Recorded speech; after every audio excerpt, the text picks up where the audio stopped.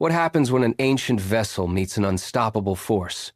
We often view faith as a structure, a set of rituals and boundaries that keep our spiritual life contained and secure.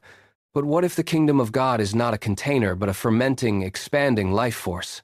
This tension is captured in a jarring image: new wine poured into old wineskins. Imagine a leather pouch, dried out by years of use, stiff and brittle. It has served its purpose, holding yesterday's harvest. But new wine is different. It is alive, still active, and constantly expanding. When it enters that rigid skin, the reaction is immediate. The skin cannot stretch. It cracks, it tears, and the wine is lost. Why use such a wasteful metaphor? To challenge our obsession with stability. We often treat tradition as the goal, rather than the frame. The new wine of the kingdom refuses to be caged by human systems. Here is the first twist. The old wineskin is not inherently evil. It was once good. The danger isn't the tradition itself, but the hardening of the container.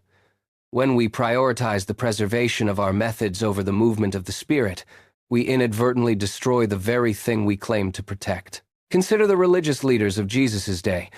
They had a perfectly crafted system designed to honor God. Yet, when the Creator stood before them, their wineskins were so rigid they could only perceive him as a threat.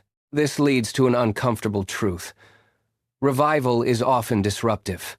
It splits churches and shatters expectations because it forces a choice. You cannot possess the new wine while demanding it fit into your old comforts. The wine is already pouring. It is active, messy, and expansive. The question is not whether God is moving, but whether your heart is still capable of stretching.